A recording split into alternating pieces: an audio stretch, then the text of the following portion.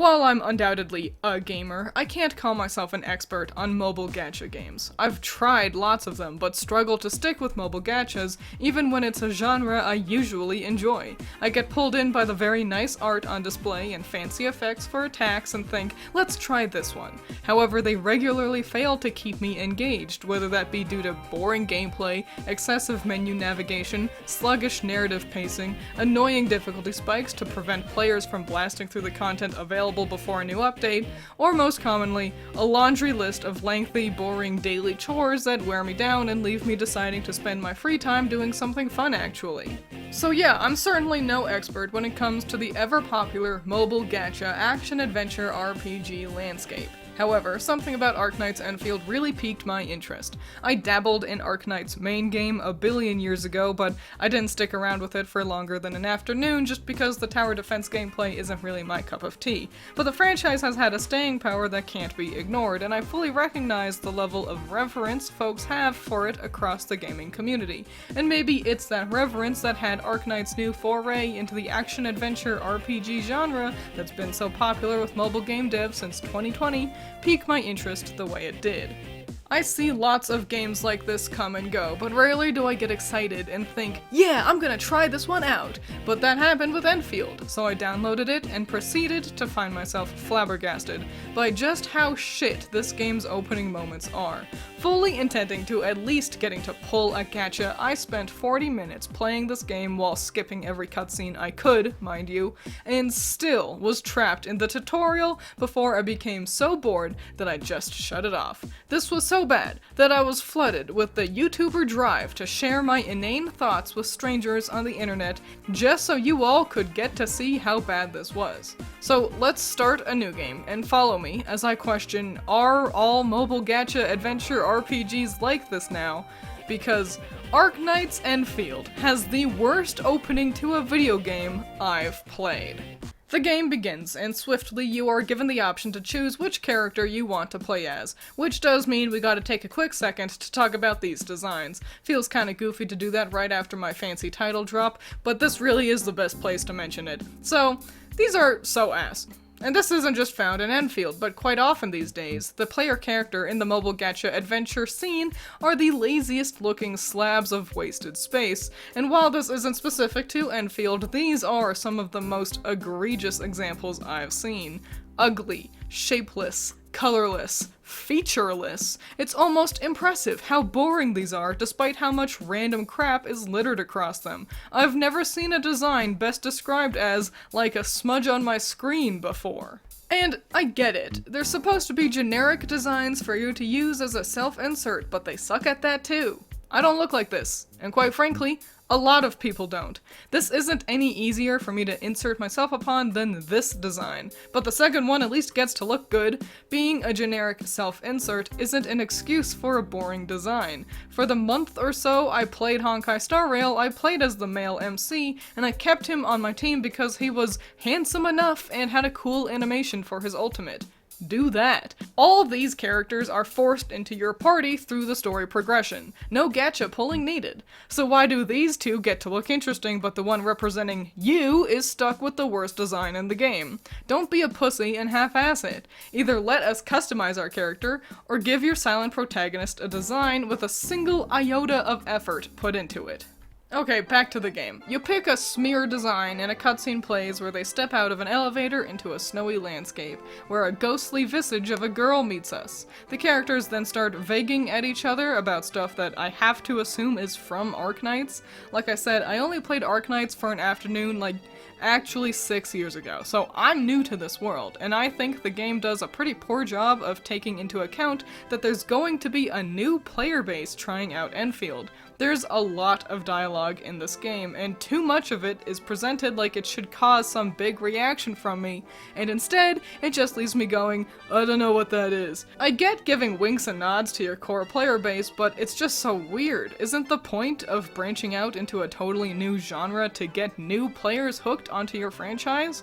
Or do you expect your whales to simply double up on your income now? Ghost Chan tells us we get to play the game now and you're forced to roleplay walk for the first handful of feet for no discernible reason. Just showing off the snow physics, I guess. But you soon gain proper movement and I'll dole out praise where it's due. While there is a sprint button, I think the stars above that your character actually just moves at a good pace in this game. So many of these gacha adventures trap your character at a leisurely trot that has you spamming the sprint button in an attempt to get anywhere new before you start withering of old age. Soon after learning to jump, the game introduces zip lines to you, fancy ways to travel long distances at a decent speed in a game that will also eventually give you the ability to fast travel.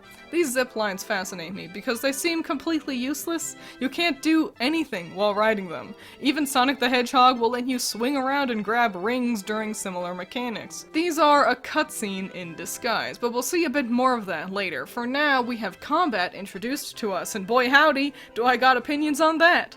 So, the biggest issue with so many of these sorts of mobile games, especially the real-time battle ones like Enfield or Genshin, is the fact that combat sucks farts. Enemies are overly tanky damage sponges in a game with the most bare-bones gameplay available, and Enfield is no exception. Even here during the first fight, look how long it takes to beat these enemies. All I'm doing is spamming square. Combat isn't hard, it's a test of patience. Mindless single button mashing to defeat an enemy that moves so slowly that dodging its attacks would be easy if I wasn't keeping my eyes on my Discord messages due to boredom. On the topic of dodging, this game's dodge feels bad in a way that's easy to feel but hard to explain. You'll notice there isn't really an animation for dodging unless you do a perfect dodge.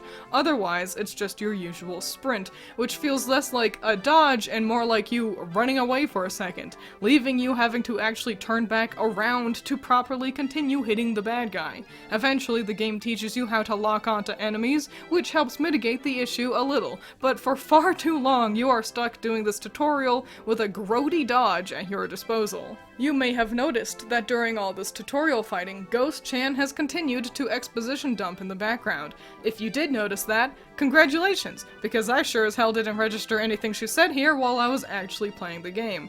Throwing whispers of dialogue at the bottom of the screen while your player is trying to learn your gameplay mechanics is bad. There's no funny hee-hee-ha-ha word for it, it's just bad game design. After beating the evil dudes, you continue to another zipline, and this one's my favorite because it's hilarious. The game throws a bunch of theme park-esque hazards at you like, "Oh no! Look out! The rocks are gonna hit you!" But you can't move during these sections, so you just stare blankly at the screen like, like I said, a cutscene in disguise. Had a little animated sequence played instead, nothing would have changed. You continue forward, do some more fighting while the game teaches you about special attacks. What makes them special? Well, I don't really know. Our hero does rock smash, and it's basically just one actually strong attack, and the game never explained to me anything more about these specials. After that, you continue forward, some thing hits some building, and we zipline over to the crash site. We get a little cutscene showing that there's still baddies around, and MC just like summons giant turrets. I don't have that ability as a player. I guess you just have to bank on cutscene MC to bring these for you. It's probably for the best though, because the turrets do a great job of killing the monsters in a game where I want to have fun killing the monsters for myself. You run forward to join the fight and the turrets kill-steal everything from you. I assumed this is a relic of Arknights tower defense gameplay, but as far as I played, there was never a situation presented again with turrets at my disposal. I think this is just supposed to feel like an epic war movie, but it really just feels silly. The turrets destroy the thing, so why did I even run up to it anyway? And we continue to follow Ghost Chan. This is the part where I was struck with how annoying these way markers are. This level's a goddamn hallway. I can't go running off and explore, so why is every waypoint 5 inches in front of me? I get to the destination point, every 2 steps just put it at the end of the fucking hallway I'm trapped in. We make it to the cliff's edge, and another cutscene plays out where some statue breaks, forming a handy-dandy bridge for us to run across. Why not just have the statue already broken, instead of wasting the player's time with the animation of it breaking? We didn't even do anything to break it. Well, we cross over, and MC has a line here. Even you have decided to help me. Am I supposed to know who this is a statue of? Is this an Arknights character? Small spoiler, but we play as a bog-standard amnesiac, so why does he remember Statue Man here? Especially since I don't think the administrators are from Arknights. Do they think this is foreshadowing? During this section, we also get a bunch of disembodied voices, yelling vague war stuffs. Are these from Arknights? I don't fucking know, and as a new player, I'm given no reason to care.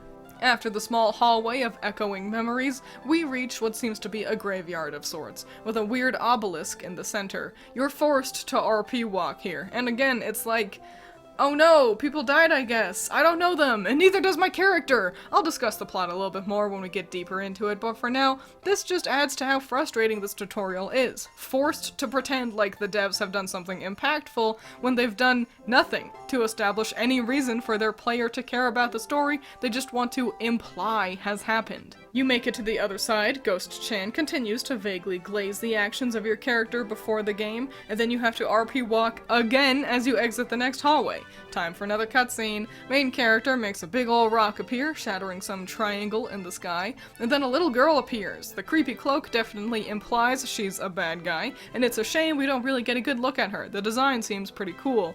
Then Miss Skeleton Head destroys the rock thing we just summoned and a boss battle appears. Again, credit where it's due, this enemy design rules. Way more interesting than the tiny fallen star beasts we've been fighting. Ghost Chan shows up to help alongside two other little girls who aren't interesting enough to get introductions apparently, and the fight begins. It's a cute little end of tutorial boss fight in theory, but actually fighting this thing sucks, and we're nowhere near the end of the tutorial. They're still throwing new mechanics at you, and expecting you to be able to read the tiny blurbs instructing you while you dodge the enemy's attacks. The monster's also jabberjawing too, but in a kaiju language, so the audio design is a bunch of bullshit you can't understand, and the visuals are you trying to focus on the battle while the game keeps grabbing your wrist and teaching you sort of how to do something, but not very well, so you don't really know what any of your friends' special moves do, or how to activate some things. And also there's a bunch of dialogue clogging up the bottom of the screen.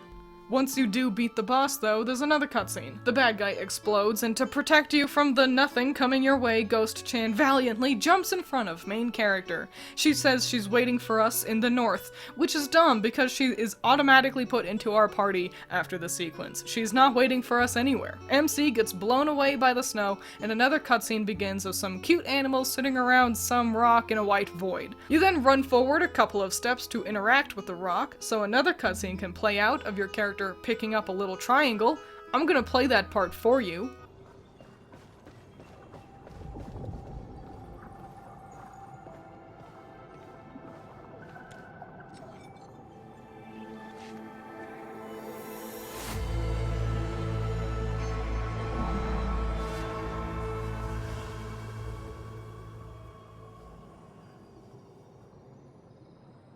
Wow. Now, didn't that feel unnecessary? You are then forced to walk again as you approach the big rock, and then put the unnecessary cutscene triangle into the big rock, so another cutscene can start. The rock becomes like kinda blue, and then it fades out. What the fuck was the point of any of that? From defeating the boss fight to that fade out. It was 2 minutes of mostly banal cutscenes while your player pushed the analog stick forward for a couple of seconds. Like, what, are we playing a David Cage game now? And here's the real kicker, we jump into another cutscene. We have to sit there and watch our character floating around in space, and by this point, I was so bored that I was just sitting there like, Hypergriff, if you want to make an anime, you probably could. I'm no cutscene hater. A main reason I like big open-world RPGs is the cool narratives they often have. But also, I want to play a game, not watch a game, and we are nearly 22 minutes into your game right now, and the ratio of playing to watching has not been ideal. But that's not gonna end here, so let's continue. I name my character, and another cutscene starts, where Ghost Chan is much more corporeal, and Boring McGee falls out of some rock into her arms. This other girl, who doesn't seem to appear anywhere else in the game, says a line like the VA was given zero direction. It's alright. The admin's just a little weak. The unnecessary triangle from the last cutscene falls out of our jacket. Fade to black. Time for another cutscene. Boring McGee wakes up in bed so Ghost Chan can emotionlessly whisper to the camera. Fade to black. another cutscene. This is an in-engine one though, so not pre-rendered. You'll notice you can skip this cutscene in the top corner, but I want you to see what the people who actually want to engage with this game's story are subjected to. Boring McGee wakes up, like, again, for the third time. Ghost-chan, her name is actually Perlica, drops a bunch of exposition on us, including the name of our current location and the fact that Boring McGee has been asleep for 10 years. So, like, what, was he 6 when he fell asleep? The conversation continues for a bit. It's all pretty damn boring, mostly dedicated to sucking the player's dick for no reason. I get it's supposed to be a wish fulfillment thing, but one of the worst elements of this writing is the non-stop praise the characters shower you with over Boring McGee simply existing. I haven't done anything yet, and my guy can't remember any of the amazing things he's done before now either. And yet it's an endless vomit stream of praise that ends up feeling more condescending than anything else. The in-game cutscene ends, so another pre-rendered one can start, where Perlica hands us an apple and she welcomes us home.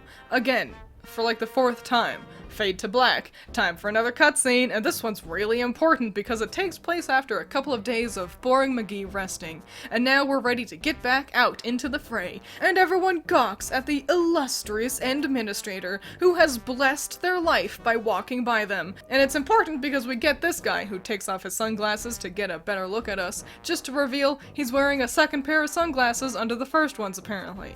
We do gain control again briefly at this point, but a lot of cutscening happened there, and I've got a lot of thoughts about the main point of all of them. Perlica. So, like, Perlica's annoying, and it's multi-pronged annoying. She is annoying at a character level. I don't know why Jane Jackson has been directed to deliver all her lines as robotically as possible. But, you know, that's a disservice to robots. I've heard more emotion out of the characters from Faith the Unholy Trilogy. But for someone like you, this fresh new beginning might just work out. Hello? Hello? Amy? Are you in here?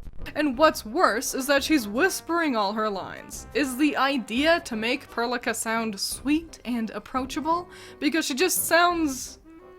well, she sounds like someone doing a voice. Like, Perlica is doing a voice to sound soft or whatever. But also, Perlica is annoying at a writing level, and it all has to do with this game's weird insistence on fan service. While excessive fan service is nothing new to these sorts of gachas, it doesn't seem to be pushed nearly as hard in Arknights' original games. Yet Enfield is downright tripping over itself to convince the player every female character wants to jump them, and none are pushed quite as hard as Perlica here. From Boring McGee falling into her arms to the endless shots of her wooing into camera, the devs either cannot fathom a player who doesn't want to jerk off to their underage cat girl, or do not care to retain them.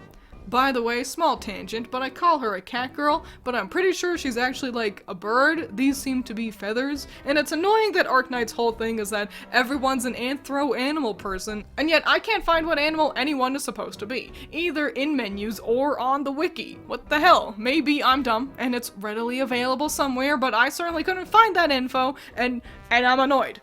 What is she? Is she a dove? I don't fucking know. I want to know. I'm gonna call her chicken. She's chicken girl now.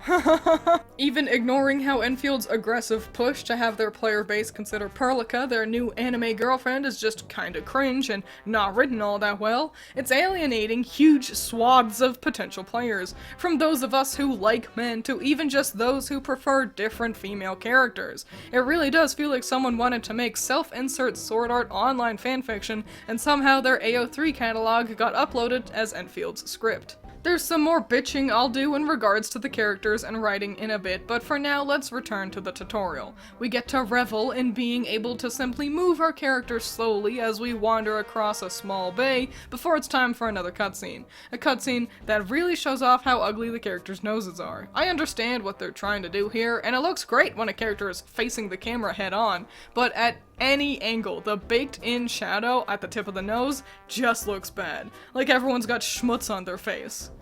Pretty accurate, considering how much brown nosing the girls all do for the MC, I guess. Perlica talks about lore for a long time, and it's really boring. It's taken me a bit to figure out, but this all reminds me of something. A lot of clunky exposition, but that exposition's more interested in talking about the really deep and unique world and not fleshing out the characters, including Boring McGee's forgotten past. Arknights Endfield feels like watching Ruby. Someone very important commissioned us with the Zeroth Directive. Your awakening, as well as the mission and plan I mentioned, are a part of it. So, who commissioned it?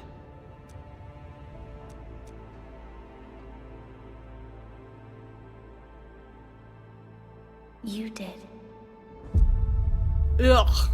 I'm 7 pages into the script and only 30 minutes into the tutorial. I gotta pick up the pace a little. As usual, the cutscene fades out so another one can start. We're given a brief on the next mission and I just want to play the video game, please. We embark and another cutscene begins, and it actually tricked me. Perlica and Boring McGee are motorcycling to the area, but baddies are here too. I thought we were going to transition into a cool motorcycle on-rails shooter sort of segment and eagerly picked up my controller, but no, we just crash and are back to running through a hallway and fighting rocks. At least I do get to play the game again. It's been 16 minutes of dialogue and cutscenes.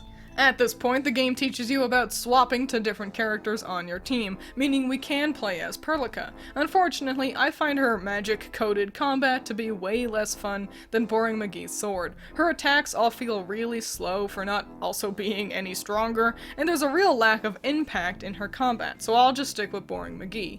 Continuing forwards, you can see that I tried to explore, but there's either invisible walls or nothing to find, stopping you from adventuring around. Following the marker like a good boy brings you to another tutorial fight. This one teaches you about staggering enemies, which is done by just spamming square like how we have been until you finish an attack combo. So like playing a Warriors game, but without any of the fun parts.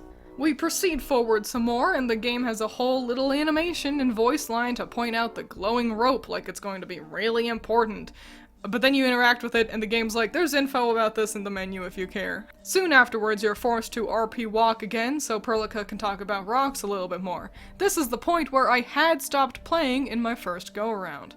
Press a button, watch an animation of a bridge forming, proceed. Press another button, watch another animation of a bridge forming, proceed. Time for another tutorial fight. This one teaches you about combo skills, the things that you were too busy focusing on other stuff to read about during that boss fight earlier. This is a cute mechanic, leaning into the team combat of the game to let the player feel like they're really fighting alongside their companions. But the thing is, the game doesn't explain how skills are activated. It tells us how to activate Perlica's combo skill, which is just finishing an attack combo, like how we have been doing for 40 minutes already, but it doesn't explain where to find this information for other characters. I'm sure it's on their profile once we unlock that eventually, but I think this is a real oversight to not include. They also don't explain what Perlica's even actually does.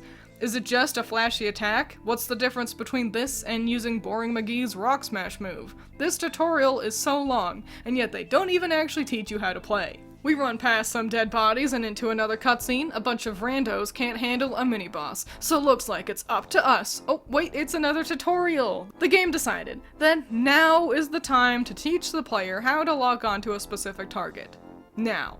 45 minutes into gameplay, and after a multitude of previous encounters with multiple enemies, now is the best time to learn this. Well, you beat the mini-boss because it basically just stands around without fighting back, and we fade to black for another cutscene. We get introduced to a doctor who isn't one of the Gacha waifus, and you can tell because her face and hair are modeled way differently from the others, so she looks like she doesn't belong. She explains how they got attacked by the rocks, and Perlica tells us where to go and what to do, which brings me to complaining about Perlica and our silent protagonist, round 2. Quite frankly, Perlica is the main character here. Everyone tells her information. She is the one deciding what needs to happen next. She is important to the plot and relevant to the story unfolding. She has agency and the power to fulfill the missions she sets. I, the player, Boring McGee, is useless, like a child shadowing behind their mommy as she gets things done. Not only does my character not feel like me, not only are they ugly as sin, but the administrator is objectively unimportant. Perlica would be out here killing monsters and saving the day, whether or not we fell out of our little rock earlier. It just makes me wish I was playing her game instead, because she's actually the hero here. Like, everyone will be like, Administrator, you're so amazing and great for all the things you did that you can't remember. You're so special just for being you. And then turn to Perlica and be like, anyway, here's the W-2s you requested. Unit 4 is requesting permission to land, and the infantrymen need you to tie their shoes for them. Hell, she even gets to be the one to drive the motorcycle in cutscenes. I'm also fascinated by the dichotomy of the devs simultaneously pushing Perlica to be our little in-game girlfriend so fervently, while also thoroughly having her treat Enmin like she's their mommy, complete with cutting off the skins of our apples for us and setting up our next dentist appointment, all while insisting illustrious Boring McGee is the greatest, most important person to walk the earth since Jesus. I recognize I'm not really the game's target audience, so the story isn't really gonna be to my liking, and that's okay, but I do hope the young fellas who are the game's target audience learn to see a relationship and a girlfriend isn't just finding someone to do all the chores your mom currently does for you, but you'll have to look elsewhere for the how to be a good boyfriend tutorials. I just talk about video games here, so let's jump back into our video game. We follow the markers that appear 3 steps ahead of us, fighting some monsters along the way that we now know how to target onto, and run straight into another cutscene so we can watch some NPCs kill monsters instead of letting us do it. Time to chit-chat with a character that is not important so he can explain that this game has crafting. Pick up all the glowy plants so you can craft them into potions. Yippee, my least favorite mechanic in video games. This conversation took 33 seconds, by the way. The game walks you through the crafting system and rewards you with more chatting. Go through another hallway, kill some rocks. Go through another hallway, kill some more rocks. Time for another cutscene. Perlica knows everything about everything as usual and directs us where to go. Eager to explore, I try going in the opposite direction as the marker, but the game slapped me on the wrist for trying to have fun. This is actually the way we'll go a little later on. I don't see why they don't just put barriers and an invisible wall here for now, so I follow the hallway like a good little boy and find new enemies. Perlica calls them land breakers, but also I feel like sometimes they call them lance breakers, and I don't know which one's the real one, and I don't care enough to edit my script, so fuck it. And that's literally all I get to know about these guys. I don't know what makes them bad. I don't know why they try to pick a fight with me. I don't know why I shouldn't like them. But from here on through the tutorial, we'll be seeing these fellows instead of the same rocks we've been fighting. Unfortunately, new enemies doesn't mean new gameplay. Combat is still just smashing square a lot. Beating your way through the hallway of bad guys finally gets you to the anchor, the thing we're here to stop, and nearby is a character, Andre. Now, Andre is a bird man, so his VA is doing a bird voice, but like, just listen to this line. The anchor! Take out the anchor! I just needed you to hear that. We hit a floating rock a bunch until it dissipates, and we're rewarded with a cutscene. A mini-boss is here, and we've got to protect our bird guy. And so the fight begins, and it's another tutorial. The game teaches us about enemies performing big special attacks. They'll have this red glow around them, and you want to interrupt these special attacks by doing your own skills against them before they finish their wind-up. And this is actually a swell mechanic. Suddenly, I was actually getting to think about the combat, making sure I wasn't wasting my skill energy so I could always counterattack the enemy when he started to wind up a special attack. The game also immediately has you instruct Perlica to use her skill for this in the tutorial, teaching you that any of your friends can do this action. This resulted in a really cool moment, and undoubtedly the most fun part of my time playing Enfield. While fighting the boss, I got too close, resulting in Boring McGee getting grappled. In this state, Boring McGee can't move while the enemy started to wind up a special attack. But Perlica was still on the field, and having her use her special saved Boring McGee. It felt like watching an anime. Even in a solo game, the teamwork felt substantial and made the combat more fun, even with the enemy ending up too stunned to do anything for most of the encounter. Victory rewards us with another cutscene, introducing Boring McGee's second little girlfriend option, Chen. I don't have any opinions about this character, because she is the most bog-standard iteration of the Genki girl archetype I've ever seen. Just read the TV tropes page on the character type to know anything you need about her. Special shout out to the incredibly awkward "she totally has a crush on you" sequence. Oh, Perlica also told me about you. Every time she mentions the Enman, she just goes on and on and on. There's no other word for it. This makes me cringe. It's embarrassing. Andre glazes Edmund like a donut, which somehow isn't a euphemism, and then tells Perlica all the important adult stuff that boring McGee is too stupid to engage with. Time to head out. I tried to see if I could parkour around the room a little, but no, that would be fun actually. Instead, we just have to walk outside. We make it to the parking lot, and another cutscene kicks in so Perlica can talk about the lance breakers to the other adults, while we twiddle our thumbs and wait for a juice box. After that cutscene is another cutscene, detailing how bad everything is again, and then another short one continuing to prove Perlica is actually the main character here. Not just the supervisor of Enfield Industries. I'm also the acting lead of the Enfield Crisis Team. My name is Jeff. Now, here one could argue is the end of the tutorial. You gain the ability to access your menu, change your team order, and most importantly, spend money on gachas. However, you only have half of your radio menu unlocked at this point, meaning I felt we were still in the tutorial stage, and opted to continue in hopes that I'd soon unlock the rest of the menu and could call it a wrap. Spoiler, I never unlocked the rest of this radio menu.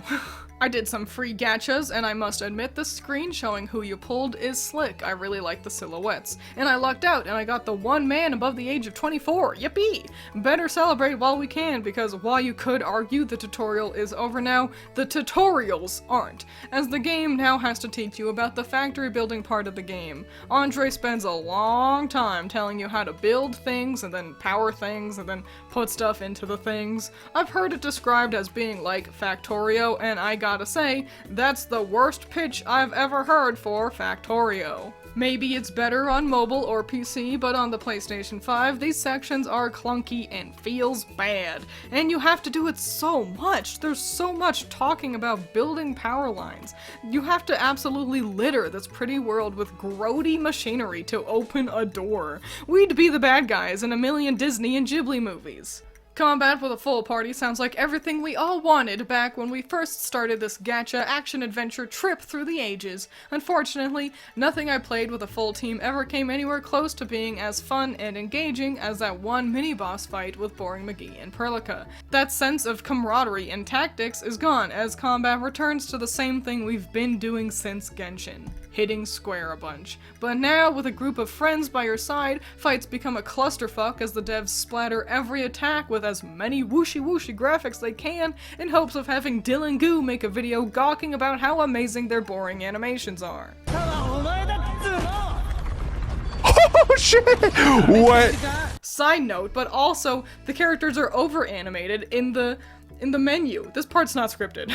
But when you're looking at your like roster of characters, they all like go into a pose and they're all so over animated. It looks bad. It looks fucking ugly and bad. I know it's a stylistic thing, and it's like technically well done, but like good job. You have done a good job animating something for an ugly end result. Just like stop fucking gooping around everywhere. Everyone's made out of liquid. Yuck. Throughout this, you'll see me continually fumble my way through the menus, going back and forth a lot on them, and it's because they, quite frankly, are not intuitive. Maybe for mobile game experts, this is par for the course, but I lament how none of these gacha devs are putting in any effort to streamline this nightmare web of menus to navigate. Fun fact that I learned doing this is that voice lines won't stop when you quit out of the menu, so characters will just talk over each other. Oh, so you trust With me the enough hazards to of spend Talos that too. much? Enfield completed basic I'm verifications of the flattered. PAC On the topic of gacha devs refusing to innovate, I always find it dumb when your party evaporates so the main characters can do all the talking parts. I understand that they can't have a version of every cutscene with every character doing the talking, but on the other hand, why have such a narratively driven story that lets you abandon all the characters driving that narrative during gameplay? Again, this is by no means exclusive to Enfield, but it is still very much present and goofy. After half an hour of killing jobbers and boringly building pylons, I had stopped to Google if I would ever unlock the rest of my radial menu when I heard something interesting. Debería checar mi mochila otra vez. A ver si olvidé algo. That was Spanish, or at least I think it was. I can't find a source for the different languages that the characters speak anywhere. But that was real neato. I had already noticed how many different accents I was hearing while pulling characters, but getting a cast of diverse language speakers is real nifty. Very cool stuff. Unfortunately, I must point out that this happened right before the game introduced the worst box-pushing puzzle I've ever encountered. Now, I was determined to see this through, to actually make it to the end of the tutorial and unlock the rest of my menu, but then the game did something that set off all of my "this isn't the type of game for me" alarms. I remember seeing a little girl who was always running around with weapons in her arms back in Enfield. Are they related? The arsenal engineers of Enfield Industries are professionals in all forms of armaments. The little girl you saw is actually their director. So I stopped playing. I had played for 2 hours. 2 hours in, and the game was still throwing tutorials at me. I wasn't able to pull a gacha and change my team until about an hour and 10 minutes in.